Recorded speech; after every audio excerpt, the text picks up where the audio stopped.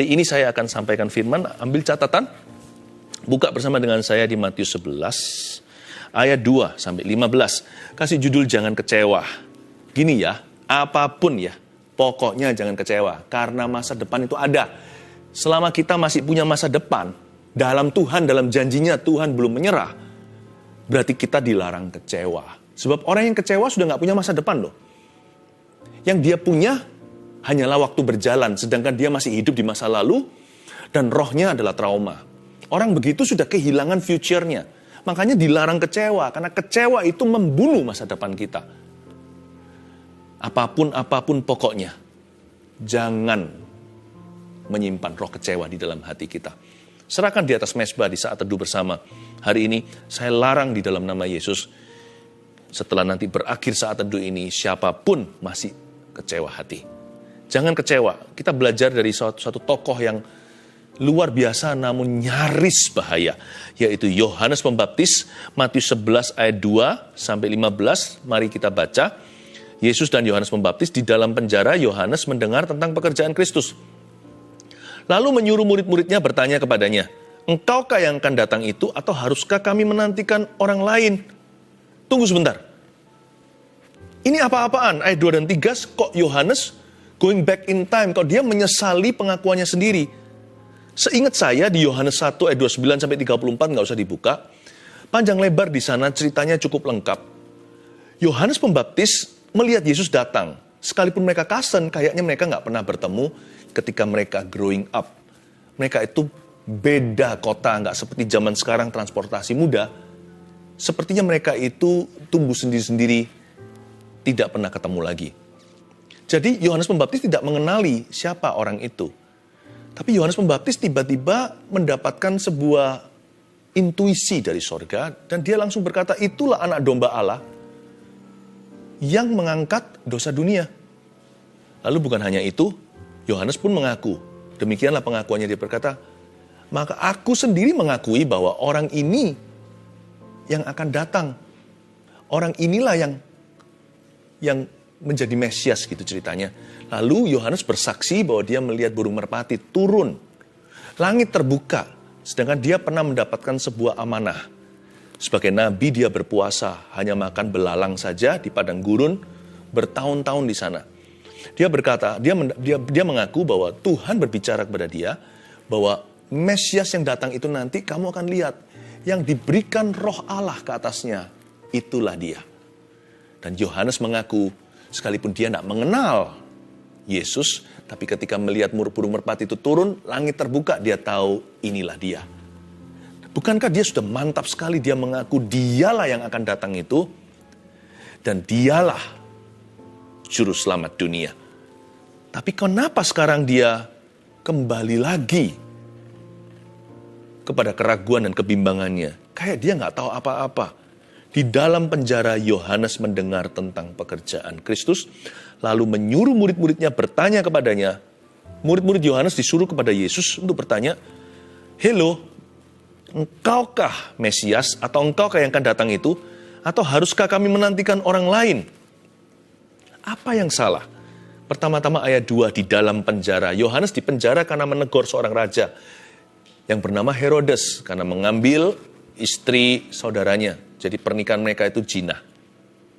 Yohanes menegurkan seorang politikus, lalu dipenjara. Di dalam penjara, mungkin karena lama di sana, dia stagnan di situ, nggak bisa keluar, juga nggak dihukum mati, dibiarkan di sana, proses hukumnya dilambat-lambatkan. Yohanes nggak ngerti mau apa ini, maju kena, mundur kena, maju nggak bisa, mundur nggak bisa. Posisi stuck itu rawan kecewa. Hati-hati. Mungkin bukan penjara, tapi penjara jiwa. Beberapa orang terus di rumah, lama-lama jadi paranoid jiwanya. Meskipun kita harus hati-hati, saya mengerti. Kita harus menjaga protokol kesehatan dan sebagainya. Tapi banyak orang itu sudah mati kutu di dalam sini. Posisi apapun dalam hidupmu yang sifatnya stagnan, itu rawan kecewa. Kok begini ya? Doaku yang gak dijawab, dan juga tidak ditolaknya. Jadi gimana ini? Apa-apaan? Maunya gimana? Apapun dalam hidup ini yang posisi stagnan, posisi stuck maksudnya, itu sangat rawan. Sampai kapan? Aku tidak punya kepastian. Melulu begini, boring sekali, hidupku jenuh ah. Hati-hati. Ketika Yohanes di dalam penjara, mulai masuk virus ragu, bimbang, mempertanyakan diri, mempertanyakan Tuhan. Mulai dia kecewa dengan kehidupan. Bukankah Allah yang kulayani sebagai nabi ini? Kenapa dia tidak pernah menilik aku di penjara? Sedangkan di luar sana terjadi pesta pora Yesus dan revival, serta kebangunan rohaninya. Apa-apaan ini?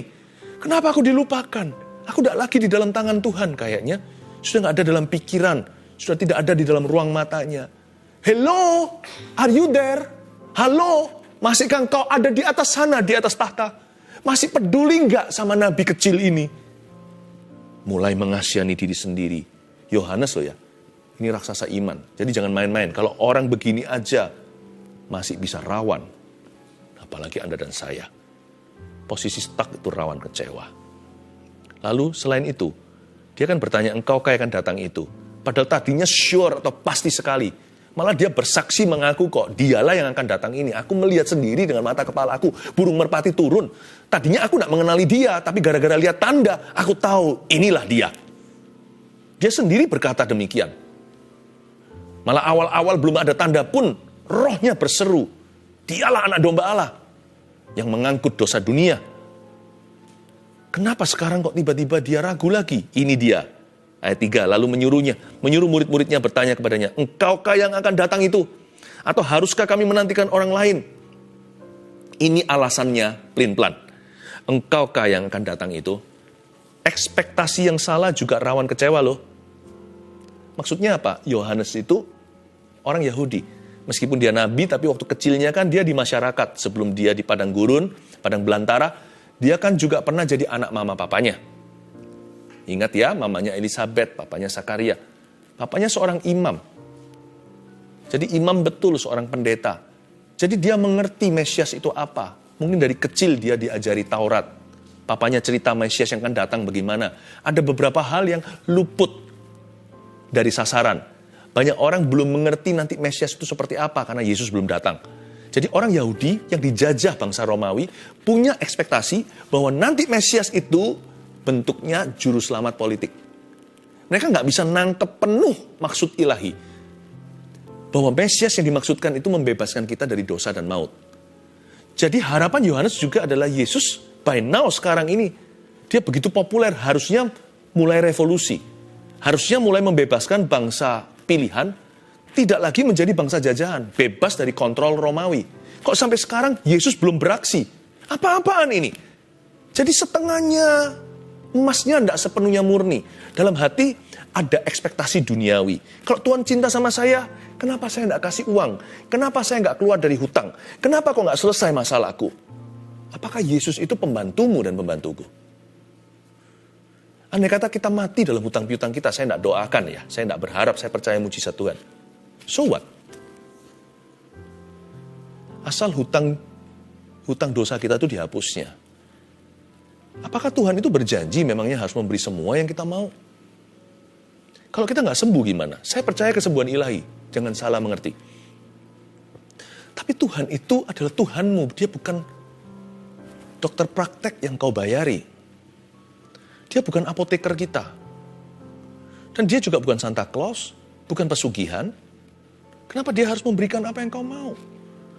Ekspektasi kita itu setengahnya itu masih duniawi. Yohanes agak sedikit kecewa. Kok Yesus belum bebaskan dari tangan Romawi? Mesias politiknya loh. Engkaukah yang akan datang itu? Are you the one to come? Atau kami harus menunggu orang lain lagi? Ada embel-embelnya yang belum dicatat di sini. Tapi saya mengerti kok maksudnya. Kenapa sampai sekarang dikau belum beraksi? Yesus menjawab mereka, pergilah dan katakanlah kepada Yohanes apa yang kamu dengar dan kamu lihat. Harapannya bebas Romawi, ayat 5, orang buta melihat, orang lumpuh berjalan, orang kusta menjadi tahir, orang tuli mendengar, orang mati dibangkitkan, dan kepada orang miskin diberitakan kabar baik. Dan berbahagialah orang yang tidak menjadi kecewa dan menolak aku. Ini kan sindiran halus dari Tuhan. Beritahu sama gurumu, tapi karena itu gurunya, Yesus harus jaga etika. Tuhan Yesus sebaliknya tidak menyebut itu Yohanes Pembaptis. Yohanes Pembaptis juga lebih tua dari Tuhan Yesus. Usianya loh, Elizabeth hamil dulu, baru setelah itu Maria kan. Mereka pernah bertemu, tinggal bareng 3 bulan. Waktu Maria datang, melonjak Yohanes Pembaptis di dalam perut mamanya. Ketika bayi Yesus dikandung dalam rahim Maria itu tiba di depan pintunya. Persis ya, setelah itu bertahun-tahun kemudian waktu ketemu lagi, Yohanes juga melonjak dan berkata, itulah anak domba Allah. Dari kecil memang batin mereka sudah dirajut bersama sebagai nabi mempersiapkan jalan dan Mesias. Tuhan Yesus itu sangat jaga etis. Dia tidak menyebut beritahu gurumu. Dia berkata, berbahagialah orang yang tidak menjadi kecewa dan menolak aku sebagai pesan untuk luas. Sebagai sebuah universal message. Dia tidak menyindir siapa-siapa. Tapi ini juga pesan untuk Yohanes, sang nabi besar itu yang disebut memiliki roh Elia. Dan berbahagialah orang yang tidak menjadi kecewa dan menolak aku. Dengan kata lain, tolong juga sampaikan gurumu. Berarti Yohanes Pembaptis hampir menjadi kecewa. Atau mungkin sudah, tapi belum menolak Allah. Hampir-hampir saja. Yohanes murtad, saya nggak berani ngomong sejauh itu. Tapi Yohanes sudah kecewa. Sudah ada benih minimal. Tapi belum sampai menolak Tuhan. Untung Tuhan intervensi. Dan Tuhan berkata, beritahu kepada Yohanes apa yang kamu dengar dan kamu lihat. Orang buta melihat, orang lumpuh berjalan, orang kusta tahir, orang tuli mendengar, mati pun dibangkitkan. Catat beberapa poin sederhana. Kenapa jangan kecewa? Nomor 1 dari ayat yang kita baca, ayat 4. Yesus menjawab mereka, pergilah dan katakanlah kepada Yohanes, apa yang kamu dengar dan kamu lihat. Pertama, kenapa jangan kecewa? Sebab orang yang kecewa tidak akan melihat pekerjaan Allah. Orang yang kecewa tidak akan melihat pekerjaan Tuhan. Entah luput melulu alias nggak jodoh. Jadi kecewa itu, kalau kita kecewa hati, kita nggak akan jodoh sama karya-karya Tuhan berikutnya. Kok bisa ya? Ketika Allah melawat, orang itu nggak di situ. Kenapa? Dia kecewa, nggak mau lagi ke gereja. Tiba-tiba terjadi lawatan Allah. Aneh ya? Orang itu kecewa dan dia sudah kepahitan. Lalu setelah itu memutuskan untuk tidak lagi menghadiri pertemuan. Kok bisa pas di pertemuan itu? Nubuatan-nubuatan diberikan. Demikian pula hikmat dan marifat. Tuhan masih berbicara dengan cara demikian lewat karunia-karunia. Yang penting tujuan akhirnya adalah Yesus dimuliakan. Tapi orang itu nggak di sana. Entah luput. Atau kadang-kadang kok bisa ya? Penyertaan Tuhan di sebelah kanan, orang itu jalan di lane kiri. Nanti waktu orang itu pindah kanan, penyertaan Tuhan di kiri. Nggak pernah. Jodoh nggak pernah ketemu. Karena roh kecewa itu tidak bisa berjalan bersama-sama dengan Roh Kudus. Daging tidak bisa sinkron dengan roh. Barang siapa hidup dalam daging, dia tadi tidak akan menggenapi keinginan roh. Sebaliknya, jikalau dengan kuasa roh kau mematikan perbuatan daging, kamu akan hidup. Kadang-kadang luputnya juga bukan karena kesengajaan. Tapi ada juga orang-orang yang sengaja luput. Diberitahu Tuhan sedang bekerja, aku gak mau gitu-gituan. Dulu aku anak Tuhan. Ada orang yang luput, tapi ada orang yang sengaja meluputkan diri dari pekerjaan Allah. Dia semakin menjauh seperti Firaun, hatinya membatu. Orang yang kecewa, tambah hari tambah keras. Dan dia lihat Tuhan bekerja pun dia tidak terjamah. Dia melihat Tuhan berbuat sesuatu yang hebat pun dia tidak mengaguminya. Dia kelihatan orang lain diubah, yang lain ditolong, saya juga. Dia tidak berkata demikian, dia berkata so what gitulah. So what gitulah. Dia sudah tidak haus dan lapar. Entah luput, entah disengaja. Orang kecewa tak akan pernah mengalami pekerjaan Tuhan lagi. Sayang sekali. Untungnya Yohanes tidak sampai terlambat. Ayat 6 sekali lagi, dan berbahagialah orang yang tidak menjadi kecewa dan menolak aku. Berbahagia. Jadi orang kalau nggak kecewa itu bahagia. Dengan kata lain, orang kalau nggak kecewa itu semakin indah. Jadikan aku indah yang kau pandang mulia, seturut karyamu di dalam hidupku. Ajarku berharap hanya kepadamu, taat dan setia kepadamu Tuhan. Orang yang tidak kecewa apalagi menolak Tuhan disebut berbahagia. Berarti orang itu tambah bagus, semakin indah, makin mantap betul. Jadi saya kasih poin kedua, kenapa jangan kecewa? Orang yang kecewa akan berubah. Hati-hati ya. Roh kecewa itu atau benih kecewa itu sangat berbahaya jikalau bukan paling berbahaya bagi jiwa kita. Dosa yang paling membuat kita guilty apa? Dosa percabulan. Karena setelah orang jatuh, pornografi, masturbasi contohnya. Setelah itu anak muda akan berjanji-janji tapi dia nggak percaya janjinya sendiri. Dia akan berkata lain kali aku nggak lagi. Dia nggak percaya. Dan sekalipun sudah didoakan bahkan oleh gembala, tetap dia merasa kotor. Dia merasa nggak layak masuk hadirat Allah. Karena Alkitab memperingatkan dengan jelas. Dalam tulisan Paulus, dalam suratnya dia berkata begini. Karena orang yang berzina, dia berdosa terhadap dirinya sendiri. Sedangkan dosa lain dilakukan orang itu di luar dirinya. Maksudnya melekat dalam gambar diri orang itu.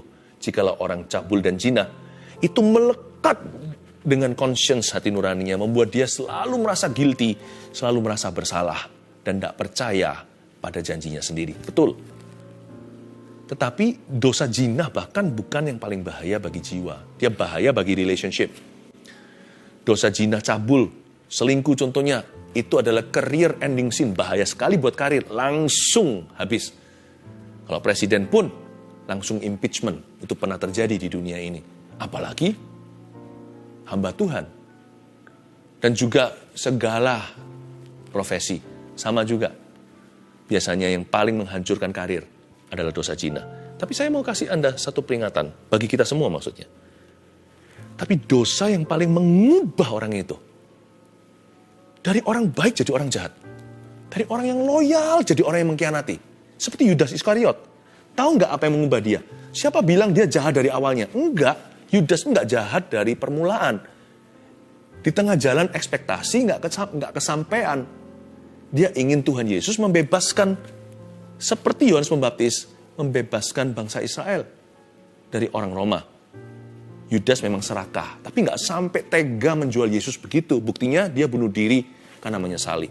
Tapi membuat dia jadi nekat. Jadi orang yang tidak berpikir lagi karena dia kecewanya sudah tidak tertahankan. Orang kecewa itu bisa berubah dari baik jadi jahat, dari loyal jadi pengkhianat. Anda akan terkejut. Orang yang mengeluh-elukanmu akan menyalibkanmu dan berkata salibkan dia karena kecewa. Orang yang kecewa itu akan berubah. Kalau dosa yang membuat kita paling menyesal, itu dosa zina contohnya. Dosa yang mengubah personality atau kepribadian seseorang. Bukan sampai penyesalan, adalah dosa kecewa. Adalah roh kecewa maksud saya. Adalah kecewa hati. Karena lebih mudah untuk menyelamatkan orang berdosa daripada menyelamatkan sahabat yang kecewa. Mending kita selamatkan orang yang bersalah, daripada kita mencoba berbaikan dengan orang yang sudah kecewa sama kita.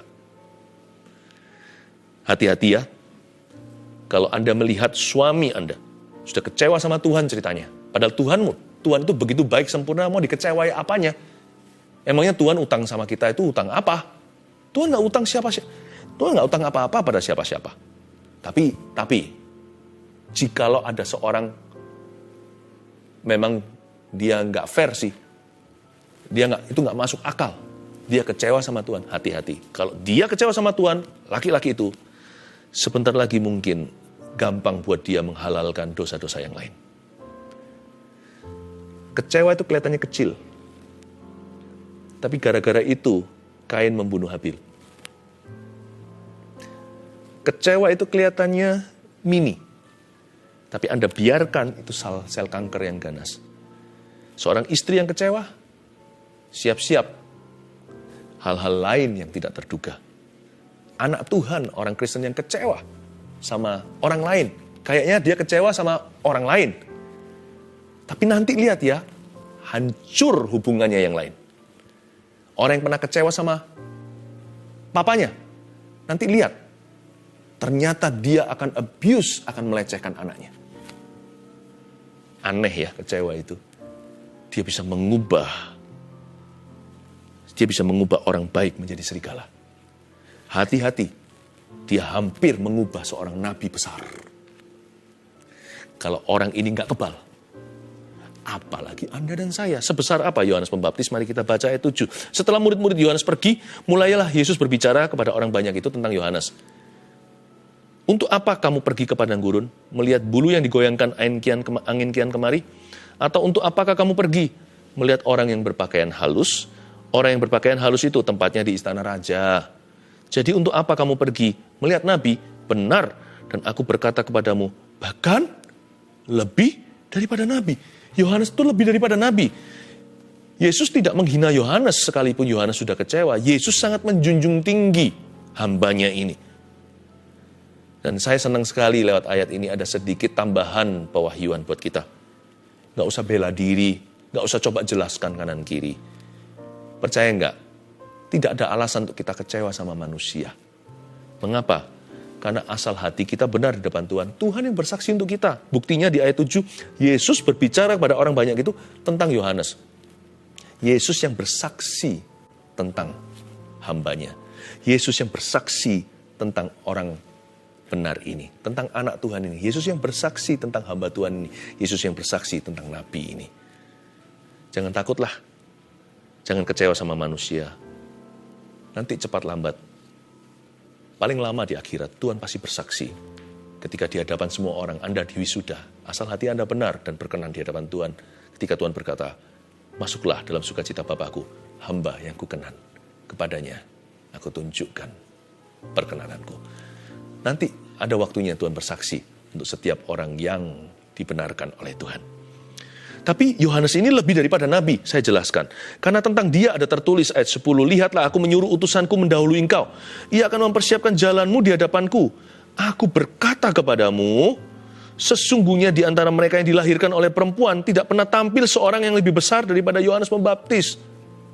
Namun yang terkecil dalam kerajaan sorga lebih besar daripadanya. Apa maksudnya? Di ayat 9 dikatakan bahwa Yohanes itu lebih daripada nabi. Ya. Dan dari antara semua orang yang dilahirkan oleh perempuan, tidak pernah tampil seorang lebih besar daripada Yohanes Pembaptis ini. Begini, semua nabi, imam, raja di perjanjian lama, hitunglah semua dari Adam dan Hawa, semua bergantung sama Yohanes punya ministry. Yohanes Pembaptis ini nabi terakhir perjanjian lama yang masuk di arena perjanjian baru.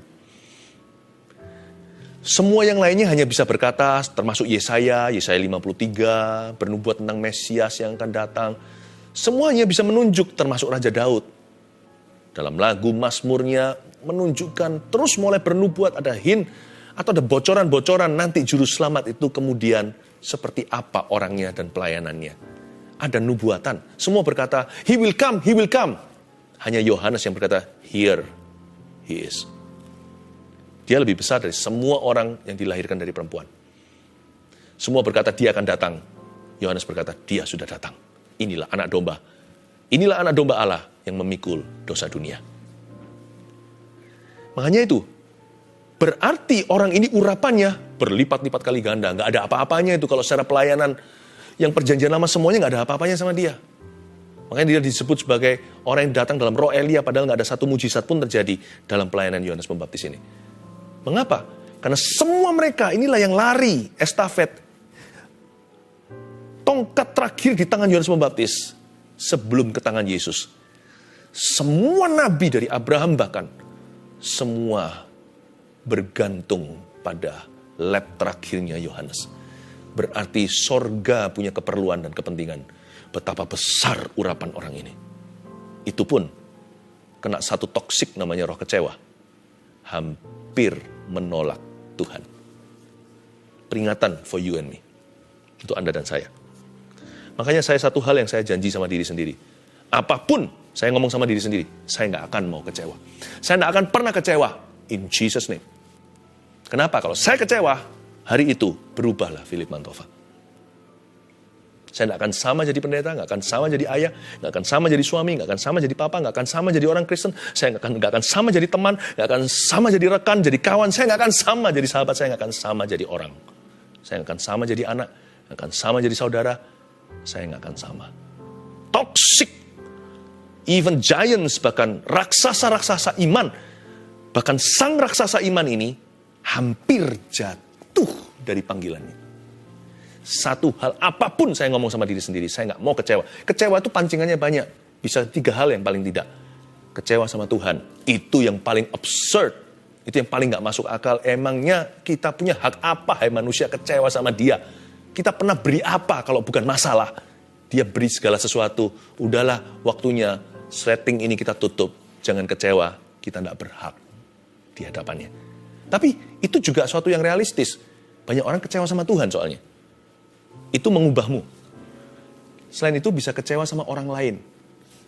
Kecewa sama sesama orang Kristen itu lebih parah. Karena Kristennya disangkut-sangkutkan. Padahal Kristus gak seperti dia. Orang yang mengecewakan Anda itu kan juga melanggar Kristus. Ya kan? Tapi kalau Anda kecewa, Anda juga melanggar Kristus. Kecewa sama orang lain, yang gak Kristen, atau yang Kristen, pokoknya sama orang, itu kebodohan. Ya. Lalu kecewa sama diri sendiri. Nah, ini banyak orang alami. Aku kecewa sama diriku sendiri.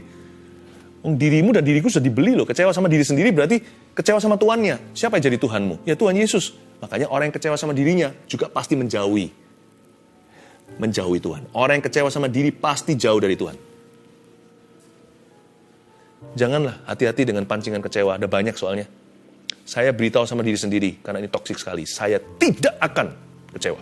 Saya ngomong begini bukan berarti sok benar, sok kuat, ya kan, sok kebal, enggak. Saya komitmen di depan, saya jelaskan pada jiwaku sendiri. Dari sini sudah saya tentukan apa yang saya mau, apa yang saya enggak mau. Biar Tuhan yang urapi komitmen saya dan janji saya. Saya bilang sama diri sendiri, saya tidak mau kecewa. Titik kalau perlu kasih tanda seru.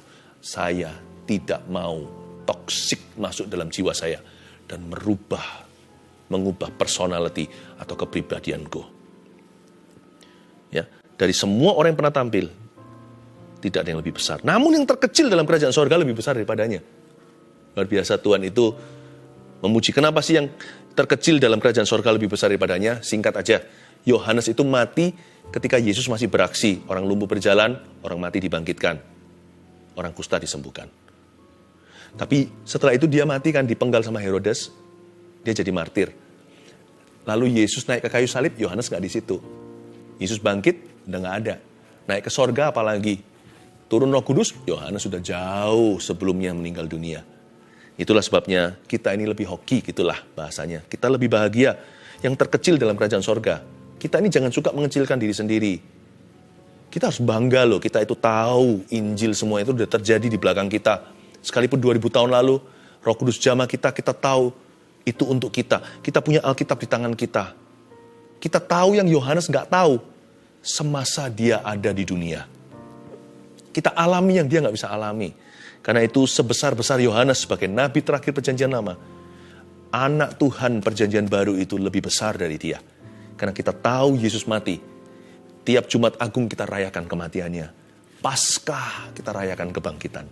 Yohanes tidak punya kesempatan dan tidak punya hak istimewa yang Anda miliki itu. Sejak tampilnya Yohanes Pembaptis hingga sekarang, ayat 12, kerajaan sorga diserong dan orang yang menyerongnya mencoba menguasainya. Sebab semua nabi dan kitab Taurat bernubuat hingga tampilnya Yohanes. Dan jika kamu mau menerimanya, ialah Elia yang akan datang itu. Ayat 12, saya jelaskan. Sejak tampilnya Yohanes Pembaptis hingga sekarang, kerajaan sorga diserong dan orang yang menyerongnya mencoba menguasainya. Dalam bahasa Inggrisnya itu, kerajaan sorga itu suffers violence and the violent shall possess it. Kerajaan sorga itu diserbu orang-orang yang tekadnya bulat. Begitulah bahasanya. Dan orang yang bertekad bulat, yang berani lawan arus perasaannya, termasuk melawan arus dunia, yang bisa masuk ke dalamnya dan berjalan langgeng sampai ujungnya. Memang kita harus lawan arus feeling ini yang seringkali menggoda, menipu, dan menghasut kita untuk jauh. Sebab kerajaan sorga itu tidak mudah, diberi cuma-cuma, tapi untuk kita masuk ke dalamnya, jangan harap kanan kirimu membantu. Jangan harap sekelilingmu itu akan mendorongmu, mendukungmu. Ayo kenal Kristus, doa di depan umum aja susah. Semua mata melihat apa-apaan tuh. Lebih banyak antikristus di udara daripada orang-orang yang mendukungmu. Ayolah kenal Tuhan. Lebih banyak orang yang menghasutmu. Ayo kita berdosa. Jadi kalau kita mau masuk kerajaan sorga, mau berjalan langgeng, mau berjalan dengan mapan, mau berjalan dengan mantap sampai ke ujungnya, kita harus menyerongnya. Karena itu kecewa hanya membuat parah. Nomor 3, Mending terus berusaha daripada kecewa. Itulah sebabnya saya nggak mau kecewa. Mending saya pakai usaha untuk menyerong itu. Jeripaya maksudnya. Tekad bulat. Korban bayar harga kalau perlu. Lebih baik untuk sesuatu yang ada ujungnya. Kecewa itu hampa ujungnya. Sama-sama hard labor, sama-sama jeripaya. Daripada saya jeripaya menjaring angin, lebih baik saya jeripaya untuk dapat roti. Kecewa tidak berakhir roti. Kecewa berakhir jatuh. Tapi iman berakhir roti. Pengharapan tidak mengecewakan. Mending terus berusaha saya daripada kecewa. Dan orang yang kecewa biasanya adalah sebuah tanda pada orang itu tidak cukup desperado. Tidak cukup desperate, tidak cukup inginkan hal itu. Contoh kalau anak saya lapar, saya nggak punya apa-apa zaman perang gitu, saya nggak akan malu pergi ke orang yang punya roti, saya minta roti. Ya kan? Apalagi kalau seorang ibu, seorang mama. Kalau diusir, ditendang bahkan, saya nggak akan malu. Saya nggak akan kecewa, minta roti, nggak dikasih, atau dibuang di tanah. Karena menghina, saya nggak akan berkata, pahit aku sama kamu. Nggak. Karena saya ingin roti itu, untuk anakku yang kelaparan sebentar lagi mati. Saya akan ambil remah-remahnya. Saya tidak akan kecewa sama orang itu. Fokus saya ke rotinya. Saya akan pakai usaha untuk dapatkan sesuatu yang berguna. Orang yang kecewa, tanda bahwa dia nggak cukup serius dengan Tuhan. Dan orang yang kecewa, tanda bahwa dia tidak desperate enough. Tidak cukup menginginkan itu. Apapun juga yang Tuhan telah janjikan. Mending saya pakai kekecewaan saya. Mending saya pakai hal-hal yang mengecewakan saya untuk memotivasi saya maju. Jeripayanya sama, keringatnya juga sama kok. Jadi, itu yang dimaksud kerajaan sorga diserong dan orang yang menyerongnya mencoba menguasainya. Mending terus berusaha daripada kecewa. Dan jika kamu mau menerimanya, ayat 14, ialah Elia yang akan datang itu. Siapa bertelinga, hendaklah ia mendengar. Amin. Saya belum ada waktu untuk menjelaskan bagaimana Elia sendiri juga kecewa dan dalam bahaya. Yohanes Pembaptis dan Elia ada kesamaan dalam cerita. Tapi Tuhan itu baik. Tuhan itu baik kepada hamba-hambanya. Masing-masing punya akhir sendiri dari Tuhan. Yang pasti kita jangan mengakhiri hidup kita dengan kecewa hati. Mari serahkan di atas mezbah. Kita bawa ke hadapan Kristus. Jangan kecewa 1, 2, 3. Orang yang kecewa tidak akan melihat pekerjaan Allah. Orang yang kecewa akan berubah. Mending terus berusaha daripada kecewa. Catat itu, hidupi. Dan Tuhan